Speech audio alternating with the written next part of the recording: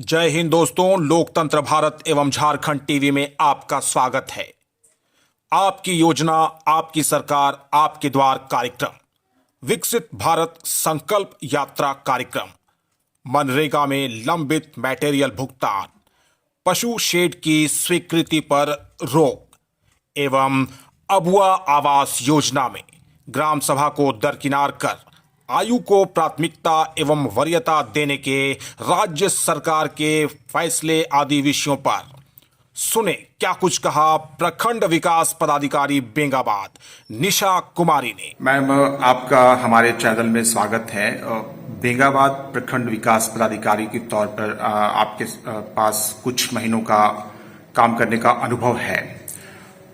इस प्रखंड की अगर बात की जाए तो इस प्रखंड में अब तक क्या कुछ आप को प्राप्त हुआ है, क्या जानकारी आपके पास प्रखंड की है, प्रमुख चुनौतियां या फिर क्या कुछ कहना चाहेंगे इस विषय में आप?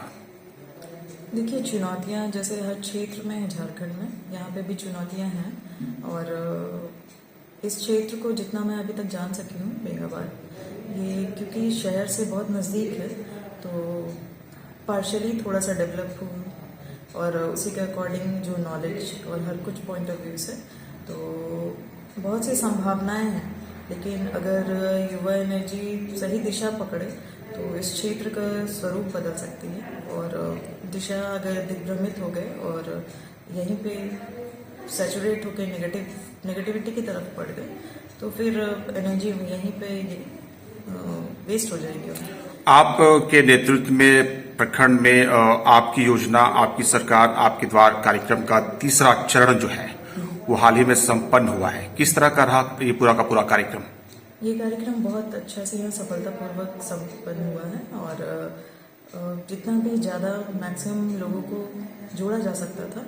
और इसका जो मुख्य उद्देश्य है कि विकेंद्रीकरण करके जो सही पंचायत में सरकार का जो एंट्री है, ठीक है, तो वो मेरे हिसाब से सफल हुआ है।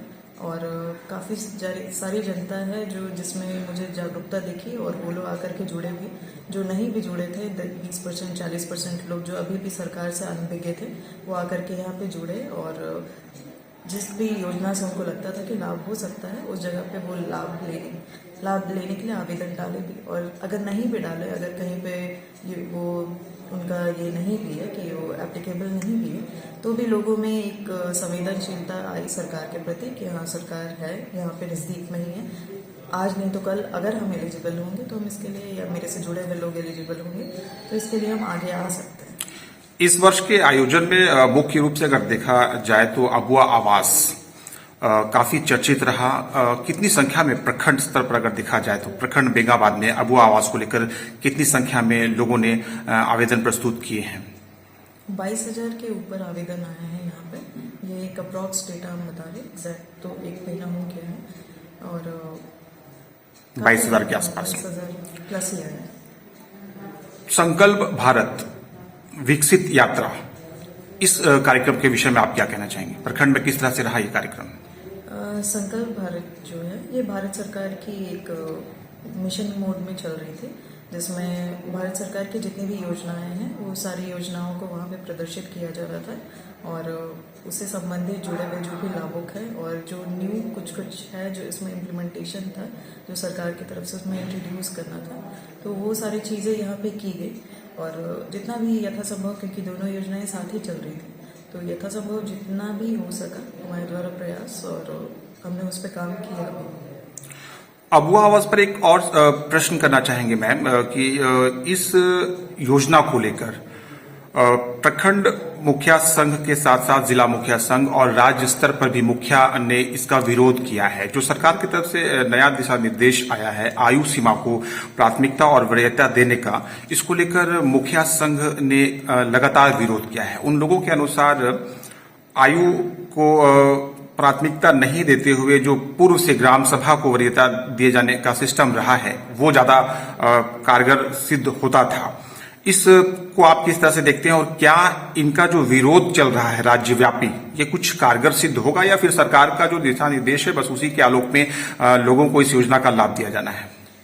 सरकार की जो नई नीति के अनुसार था प्रधानमंत्री आवास क्योंकि इसके पहले हो चुका था, तो सरकार की अगर नई नीति आई है तो नई नीति को और ज़्यादा सुधार करके, क्योंकि प्रधानमंत्री आवास में जो भी गलतियां या खामियां रह गई थी उस खामी को पूरा करने के लिए अब वो आवास में उसे संशोधित किया गया था कि मैनुअल मिस्टेक से हटा करके उसको कंप्यूटर जनरेटेड जो लिस्ट है, जो लिस्ट भी तभी जनरेट होगा जब आप उसमें पॉइंट्स दे रहे हैं, क्योंकि ये इसका स्कूटनी 4 स्तरीय समिति कर रही थी और ये 4 स्तरीय समिति जो थी इसकी प्रकृति बहुत अच्छी थी, मतलब कि 4 तरह के प्रकृति के लोग थे, एक प्रखंड से मेरे द्वारा अपॉइंटेड इंसान और जो भी कर्मी है, मुखिया और पंचायत समिति के सदस्य और प्रखंड स्तर पे जो भी सरकारी कर्मी है, ये 4 लोग, ये 4 अलग अलग प्रकृति और जोन को कवर करते हैं। ये लोग मिल करके उसका स्कूटनी की और उनको पॉइंट्स दिए और उस पॉइंट्स के आधार पे जो लिस्ट तैयार हुआ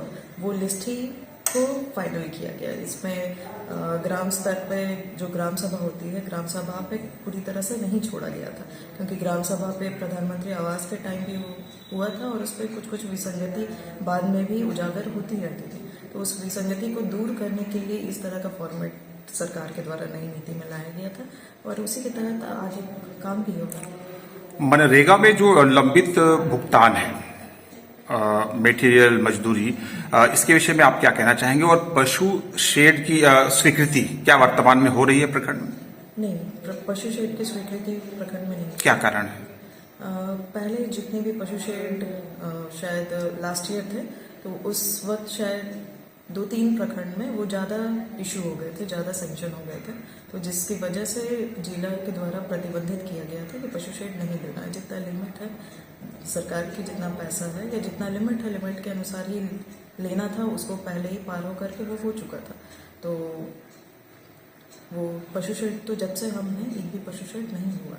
लंबित मटेरियल भुगतान के बारे में आप कहेंगे? मटेरियल भुगतान बहुत लंबे टाइम से मटेरियल पेमेंट नहीं आया है, तो इस वजह से फ्रैक्शन मेरे टाइम पीरियड में 2 बार आया है, तो उतना में ही जो पेमेंट हुआ, जिसमें टारगेटेड जिला के द्वारा निर्देश था कि दीदी बगिया में जो JSLPS की महिलाएं हैं, तो स्टेट से ही वो फॉर्मेट था कि उसी के उन्हीं को ही देना है, कि उनको प्राथमिकता में देते हुए उनको पेमेंट हो, तो उनका पेमेंट हुआ है और मटेरियल पेमेंट बहुत लंबे टाइम से मेजर भुगतान नहीं हुआ है। निकट भविष्य में होने की कोई संभावना? वो मटेरियल पेमेंट आते ही सारे का ही पेमेंट कर दिया जाएगा। प्रखंड के जो सुदूरवर्ती ग्राम पंचायतें हैं, भलकुदर, लुप्पी, गेंड्रो, गोलगो, बदवारा, इन पंचायतों की क्या वर्तमान स्थिति है? क्या उन पंचायतों में विकास किसी तरह से अवरुद्ध हो रहा है दूरी होने के कारण, या फिर यहाँ से आप एक समान रूप से सभी ग्राम पंचायतों का एक स्तर से एक समान रूप से विकास कर रही हैं?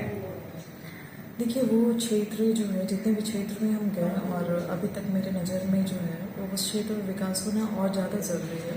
हालांकि वो प्राकृतिक रूप से बहुत ज़्यादा संपन्न है, इसलिए वहाँ पे विकास, जो शहरी विकास का स्वरूप वहाँ पे कम नज़र आता है, लेकिन वहाँ के जो भी ग्रामीण हैं उनको आर्थिक सामाजिक सुरक्षा और सहायता वो रहे, ज़्यादा से ज़्यादा रहे, और जो भी शिक्षा, हर एक चीज़ जो सरकार का मुख्य धारा से वो जुड़े रहे, इसका तो और ज़्यादा संभावना है, उस पर और ज़्यादा काम होना चाहिए और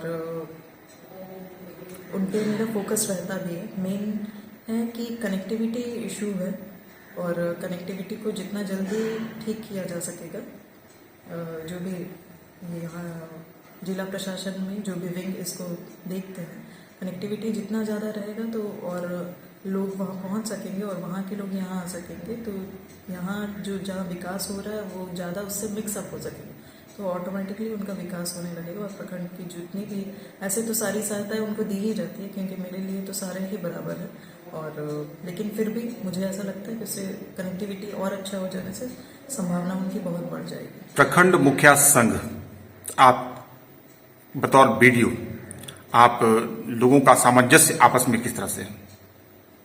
लोगों का आपस में सामंजस्य है, यहाँ पे थोड़ा बहुत बिगड़ता है क्योंकि लोग कि वही व्यू पॉइंट पे जब क्लियर नहीं होता है लोगों का, तो आपस में थोड़ा रहता है, सामंजस्य में परेशानी आती है। लेकिन यहाँ पे जितने भी मुखिया संघ हैं, अभी तक तो हम यही देखे कि वो लोग मेरे काम में सहयोग करते हैं और अपनी तरफ से भरसक कोशिश करते हैं। कहीं कहीं पे थोड़ा बहुत हो जाता है समझ में, लेकिन उतना गैप वो भरा जा सकता है और भर भी लेते हैं। क्या आपके नजर में कोई ऐसी समस्या है जिसका समाधान आप जिला प्रशासन से चाहेंगे? आपके प्रखंड की अगर बात की जाए तो